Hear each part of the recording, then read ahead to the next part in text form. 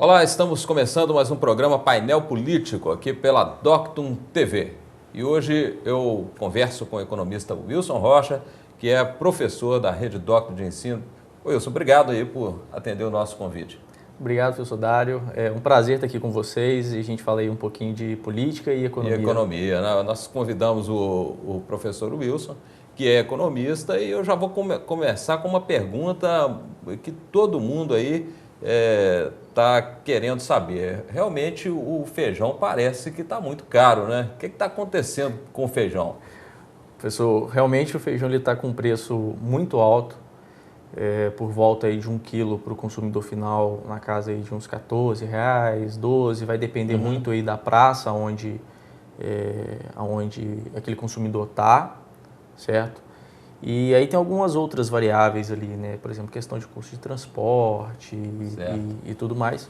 Mas realmente está bastante caro, está muito problema acima. De safra, de estoque regulador, aí a gente tem essa questão assim do problema às vezes da quebra de safra, né, e da quantidade de estoque que a gente já tem. E o feijão ele é muito perecível, né? Assim como alguns outros mantimentos ali que a gente tem do que a gente ainda chama ali de cesta básica, né, daquele consumo diário. Então ele é muito volátil a questão do estoque, justamente porque ele é muito perecível, certo? E aí, como a gente hoje tem uma oferta muito menor do que a gente tem na média ao longo do período, aí o preço realmente ele tende a subir. E aí vai encarecer, não é? A gente vai ter que destinar um pouquinho mais ali da nossa renda mensal se a gente quiser continuar consumindo o feijão. Ontem o repórter Erisder Matias, aqui na Doctum TV, fez uma matéria sobre o aumento não só do feijão, mas da cesta básica como um todo, né? Nós podemos atribuir isso aí a também uma questão, um reflexo de política macroeconômica, por exemplo, está havendo uma inflação além daquilo que o povo estava mais ou menos acostumado, professor? A gente tem sempre um pouquinho de problema da política, né? Para talvez não dizer até bastante. Por quê? A gente tem 3 tipos de inflação. Aquela inflação ali que é tida como psicológica. Então, o que isso quer dizer?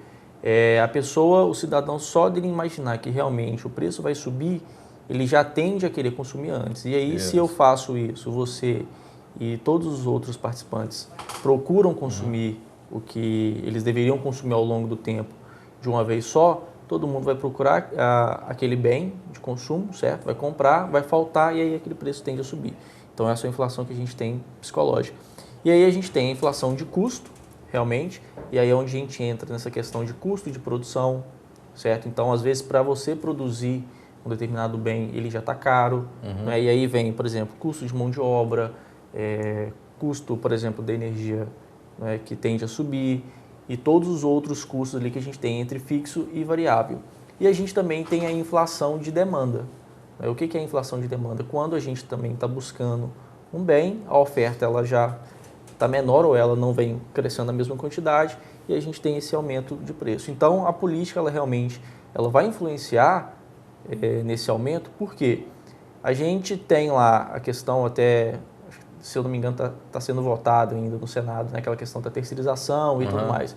Então você tem ali todo um custo de produção hoje que ele é muito caro, né, uma arrecadação ali de tributos e impostos por parte do nosso governo, que já é alto, isso vai encarecer o custo de produção e o empresário ele vai, obviamente, repassar isso para o consumidor final. Esse custo relativo aos encargos trabalhistas, né, encargos previdenciários, isso já é, de certo modo, histórico, né? Mas nós tivemos um aumento de inflação, sobretudo de 2014 para cá. E que tipo de inflação foi essa, dentre esses 3 tipos que você falou aí? O que a gente tem? Hoje está muito difícil realmente a gente produzir no nosso país. Por quê? No nosso país hoje, a gente, se você pegar aí talvez de 2014, 2015, esse ano a gente tem um aumento maior, né, uma correção maior de alguns fatores. Por exemplo, a energia elétrica. Não é que lá no primeiro mandato, do governo Dilma, Sim, ela inclusive excluiu uma arrecadação que o governo deveria ter, né? Ela isentou as companhias de energia de fazer essa arrecadação e tudo mais. E aí com isso o preço da energia caiu. As companhias de energia, elas ficaram com caixa deficitário porque elas usavam aquilo ali num pouco espaço de tempo para poder fazer o fluxo de caixa delas. Elas começaram a ter problema e aí, por outras questões, na verdade, do governo, de questão de gasto do governo e como ele gasta, ele começou a aumentar a tarifa, também a pedido das companhias de energia elétrica, e aí a gente teve um aumento bastante significativo. Foi uma medida populista que acabou complicando a própria sustentabilidade das companhias. Exatamente. E o consumidor usufruiu disso por algum tempo, mas foi um negócio assim enganoso, né? Porque o impacto depois disso aí na economia... Ele vem forte. Pois e aí você tem, às vezes, 1, 2 anos ali com a correção próxima de zero, e nos anos seguintes você, para compensar, aumenta de uma forma bastante significativa, e aí com isso também o preço ele vai tender a disparar. E aí você também tem alguns outros problemas dentro da economia, que é o seguinte, a exclusão de alguns participantes desse mercado, e por vários motivos, né?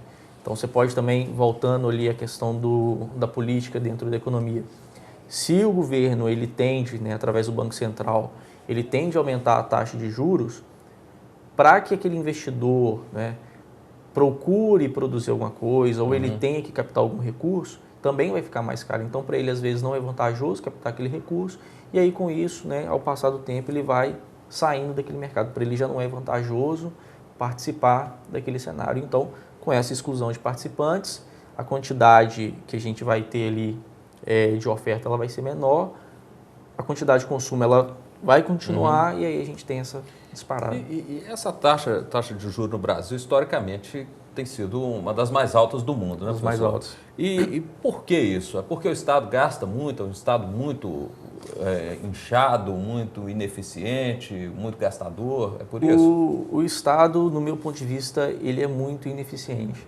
O problema, às vezes, não é nem a quantidade que a gente paga de tributo, né, para o Estado, mas é justamente o não retorno para a população.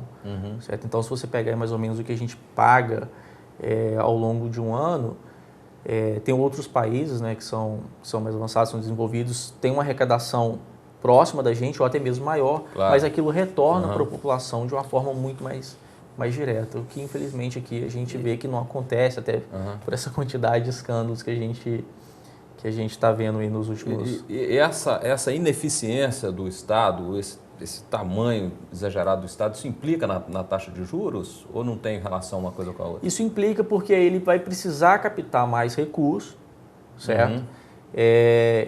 E aí, não é, quem vai emprestar dinheiro para ele vai entender que realmente ele não é um Estado eficiente, não é que ele gasta aquilo ali de uma forma muito ruim. E aí, para emprestar dinheiro para o Estado, ele vai querer, né, sempre receber um pouquinho a mais. E aí, com isso, o Brasil tem que aumentar. E aí também entra algumas outras variáveis, por exemplo, quando o governo ele realmente aumenta a taxa de juros, é porque ele também está querendo controlar a inflação. Claro. Certo? Então, se a gente tem uma inflação alta, igual a gente tem aí nos últimos anos, se você pegar essa curva da taxa Selic, você realmente vai conseguir ver que ela veio numa crescente agora. Nos últimos meses ela está estagnada, porque também já passou de 14% ao ano. E aí, se a inflação continuar subindo, essa taxa ia continuar subindo justamente para tirar dinheiro da economia, o consumidor gastar menos e a gente tentar voltar ali para Nós estamos conversando aqui, temos aí mais ou menos uns 40, 45 dias de governo Temer. Já é possível perceber uma espécie de freio de arrumação aí nessa situação que vinha realmente se deteriorando? Professor, o que a gente está conseguindo entender do governo Temer é o seguinte: o governo da presidente Dilma, ele era mais voltado para as classes menos favorecidas, né? Era mais populista, digamos assim, e o governo Temer está voltando um pouco mais para o empresário, certo? Que é quem também ajuda a tocar o país. Mas você acha que a relação é essa mesmo? Assim, o populismo ele não acaba sendo depois mais penoso mesmo para aquele justamente para as classes menos favorecidas que vão acabar sofrendo assim, efeitos nefastos de uma... Né, com tudo isso, com todo esse desarranjo da economia, no final das contas, isso não acaba sobrando mesmo, para o mais pobre? Se ele for feito da maneira, infelizmente, como a gente Como faz, né? ele realmente tende a ser muito ruim. Provocar um descontrole mesmo. Exatamente. Né? Pois aí é nesse ponto que eu quero chegar. Houve já nesse período aí, menos de 60 dias, uma tentativa de recolocar a economia nos trilhos e no seu entender, o que foi feito até agora está dando resultado ou vai dar resultado? O que você pode dizer? Do ponto de vista econômico, eu acredito que a equipe econômica do Temer ela é melhor. O mercado compra mais a equipe econômica do Temer, né? Principalmente ali pela figura do novo ministro da Fazenda, exatamente, né? o Meirelles. Meirelles, que inclusive também já teve um período ali do presidente Lula. E era para o segundo mandato Dilma até o preferido do ex-presidente Lula para assumir. Então o mercado realmente compra muito a imagem dele, ele tem muita credibilidade.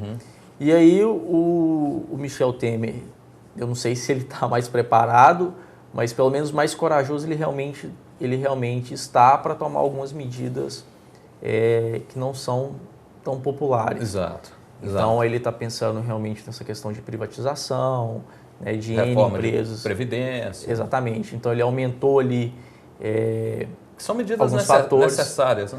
Infelizmente são medidas necessárias para a gente corrigir a casa. Quanto mais tempo às vezes a gente deixar isso correr, pior vai ser. Certo? Então assim, eu acredito que talvez nesse ponto de vista ele esteja bem mais corajoso que a presidente Dilma.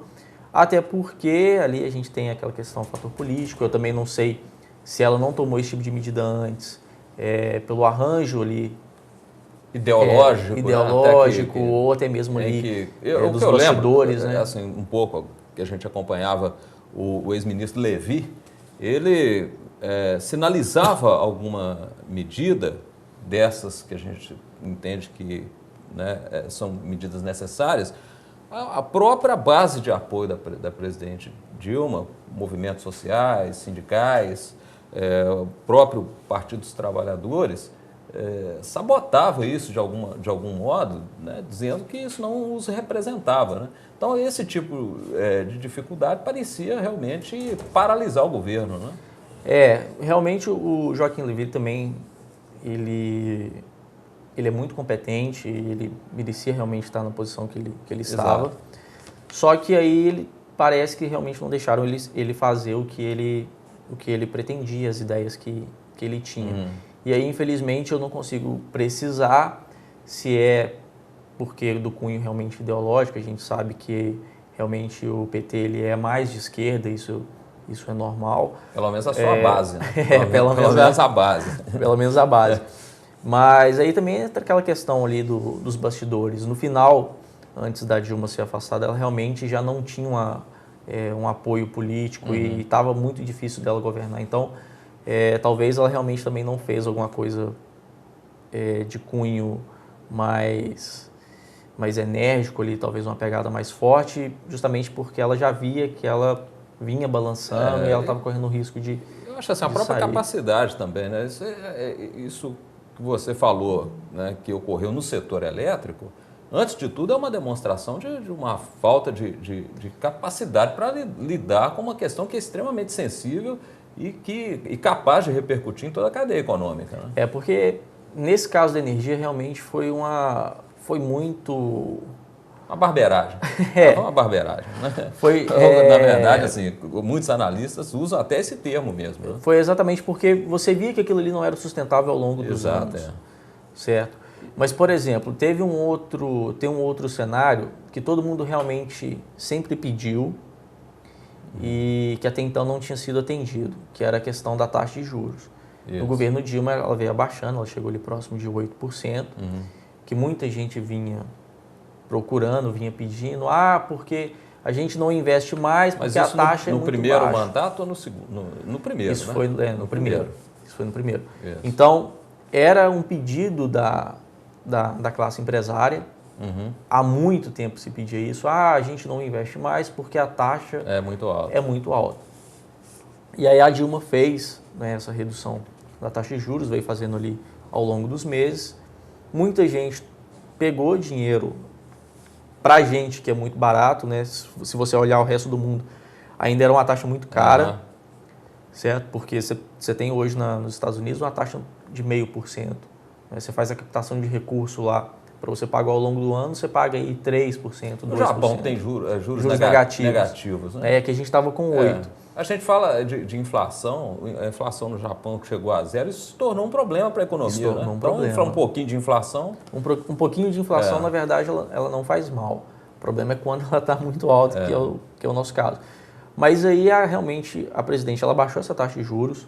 Muita gente buscou recurso no mercado financeiro, pelos bancos estatais, pelos bancos privados.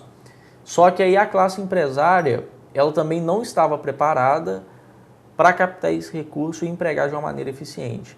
Exato. E aí eu vi, particularmente, nessa época eu trabalhava no setor de banco de investimento, então a gente viu muita empresa realmente buscando esse tipo de recurso, e aí aonde ela talvez deveria investir, preparar para daqui a um tempo ela começar a crescer, ela usava para outras finalidades. E aí a gente teve uma taxa de mortalidade depois dessa medida da taxa Selic muito alta.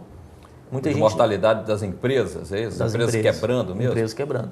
Então, a gente via ali, eu trabalhei com a carteira lá em Belo Horizonte, principalmente de construção civil, a gente via muita construtora captando recurso, né, e era um volume muito alto.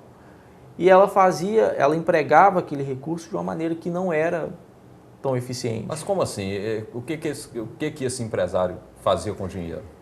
Por exemplo, tinha empresário que captava recurso e ele talvez deveria usar para modernizar a empresa, fazer algum investimento, adquirir algum bem para ele realmente produzir. Fazer aquele dinheiro render. Exatamente. Render do ponto de vista produtivo. Né? Isso. E aí talvez ele usava para finalidade que não era o que o momento precisava. Por exemplo, às vezes a empresa buscava crédito para financiar veículo ali para o corpo diretivo, né? Para os diretores da empresa. Certo. E aí não é uma necessidade inicial. Então, ou seja, pegou dinheiro emprestado para gastar de um modo supérfluo. Supérfluo. Foi isso. Então, eu vou fazer, por exemplo, eu vou adquirir uma outra sede, eu vou reformar isso. Não é um bom empresário, né? E aí a gente viu que muito desses empresários, como viram o dinheiro muito barato e pensaram que aquilo ali seria fácil de se pagar, buscaram esse recurso, não empregaram da melhor maneira e as empresas passaram ali desse período de tempo, elas vieram quebrando, principalmente as construtoras, numa taxa vertiginosa. Até porque, nesse caso das construtoras, eles têm realmente dados de consumo, então eles conseguem acompanhar a curva de poder aquisitivo da população. Eles sabiam que dentro de 5, 6 anos, a quantidade de pessoas dispostas a adquirir bem, ia dar uma reduzida, imóveis, ia dar uma reduzida. Então, o que ele deveria fazer? Eu vou realmente pegar esse capital agora, que está um preço muito barato, e vou empregar para que eu consiga passar, depois daqui 5, 6 anos, essa maré baixa e a minha empresa ela continue perene. E aí muitas não tiveram esse planejamento. Não tiveram esse planejamento. Então, você pegar realmente empresa, aí, inclusive grande, que está na Bolsa de Valores, elas perderam 80%, 90% do mercado, com exceção de 2 ou 3. Certo. Falando nisso, né, nós somos muito direcionados a reclamar, né, e com razão, da qualidade dos nossos políticos. E agora você está falando aí uma coisa que é realmente flagrante no Brasil, que é também a qualidade dos nossos capitalistas, dos nossos empresários. Ou seja, é um tipo de postura que muitas vezes é até suicida, talvez por falta de visão, por falta de entender como funcionam as coisas. Nós tivemos nos últimos anos uma queda do valor de mercado do conjunto das empresas brasileiras, assim, um negócio vertiginoso. Com relação àquilo que o conjunto das empresas brasileiras vale efetivamente, né, no mercado aí mundial. O que precisa para a gente mudar esse quadro, professor? Primeiro, esse período de crise igual a gente vive, o empresário ele tende a só realmente jogar a culpa no governo. É. Mas ele também tem que entender o seguinte, o governo ele não é de todo culpado, ele tem a culpa dele, isso é fato, isso é certo. O governo ele dá o start, e aí o empresário ele vem e termina. Tem que dar sequência. E termina aquilo ali. Isso. Então, a crise ela é provocada por esses dois fatores. O que deveria ser feito nesse momento para as empresas voltarem a crescer é o Estado agora dar condição para essas empresas melhorarem, certo? E aí elas conduzirem de novo a economia e isso, consequentemente, vai refletir ali no valor dessas empresas. Então, aonde, por exemplo, que o Estado, no meu ponto de vista, ele deveria atuar? Ele deveria gastar melhor né, os recursos que ele tem e que hoje, infelizmente, a arrecadação já diminuiu. Né? Isso Teve uma outra coisa que aconteceu aí, que foi a desoneração da folha para alguns setores, né? Inclusive desonerando encargos trabalhistas. Isso aí foi bom, funcionou durante um tempo, ou deu errado também? Isso para o empresário é bom porque se ele tem a folha dele, vamos colocar assim, mais barata, ele consegue praticar um preço do produto dele no mercado também mais baixo. E aí, se ele consegue colocar o recurso dele mais baixo, como a população hoje dispõe de uma quantidade de renda menor para gastar, a população volta a comprar. Volta a consumir. Volta isso a consumir vai girando a economia. Exatamente. E aí a gente começa a girar, uma marchazinha um pouquinho mais baixa e aquilo gera também um efeito em cascata positivo. Então, isso que o governo fez é bom. Só que aí a gente entra no problema, como às vezes o governo faz. Será que realmente foi naquele setor que é hoje o melhor para o país, que é o setor mais competitivo? Por quê? Só a título de exemplo, hoje o nosso país, em alguns setores, ele já não consegue competir, por exemplo, com a China.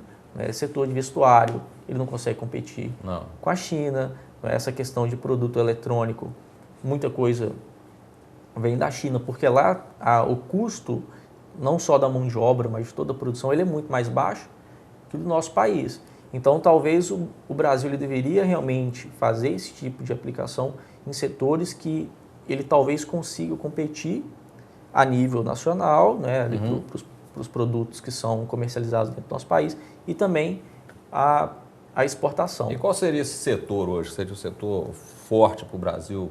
O Brasil poderia alavancar a economia do Brasil? Historicamente, ele realmente tem esse favorecimento do agronegócio. O problema do agronegócio é que ele é muito concentrado, certo? Ele não é pulverizado. Então, você tem ali poucos participantes que detêm uma quantidade de produção um volume enorme, e aí eles tendem a reter a renda só entre eles. Né? Eles não vão distribuir. Aquela renda não vai chegar numa parcela grande da população. Mas o setor do agronegócio é um setor interessante. Mas mineração. Que produz uma comida barata, né? Assim, a gente está reclamando do preço do feijão, comecei a falar do preço do feijão, mas eu vi até um vídeo muito engraçado de um produtor de feijão, um sujeito com uma enxada lá na roça, falando, está reclamando do preço do feijão, vem aqui pegar na enxada, né? Vocês compram aí o uísque aí de R$150, o feijão a R$10, vocês estão reclamando do preço. Porque o agronegócio também tem essa vantagem no Brasil, ele acaba produzindo uma comida relativamente barata em comparação com outros países do mundo. Se você pegar outros... E farta, né? Farta. Exatamente. Se você pegar outros países, o preço que é praticado aqui para gente tido como alto, para eles lá ainda tá bem barato. Exatamente. Certo. Esse problema nós não temos. E muito em razão do agronegócio, que é um dos mais competitivos do mundo. Né? Exatamente. Assim, e essa questão do preço do feijão, ela não vai durar. Né? Vai chegar daqui a pouquinho o preço do feijão, ele vai corrigir de novo e vai ter tudo certo. Isso ali é sazonal. Acontece com feijão, acontece às vezes com café, acontece com leite. Né? A gente vê aqui no período ali de chuva, o leite ele realmente abaixa bastante. Então, isso aí daqui a pouco a gente tem essa correção. E você falou do setor de mineração, né? Um setor que teve um baque terrível por causa do acidente de Mariana. Teve o acidente de Mariana, né? Essa marca agora já não vem produzindo nada. O único problema, na verdade, do setor de mineração é que ele depende muito do cenário externo. Exato, é uma commodity. Né? É uma commodity. Então, assim, e muito do que a gente produz hoje, minério de ferro, a grande parte, a gente exporta para a China. E a China, infelizmente, a demanda da China hoje por minério, ela está muito menor, certo? Ela joga o minério lá para baixo e a gente perde um pouquinho ali de receita. Mas mesmo assim, a mineração ela ainda é viável no nosso país. Então talvez seja um setor também a ser explorado, né? Porque ele tem uma geração de emprego muito grande, a cadeia ali, né? A empregabilidade ali do setor é bastante alta. Então, principalmente para o nosso estado, talvez seja realmente interessante. Muito bom.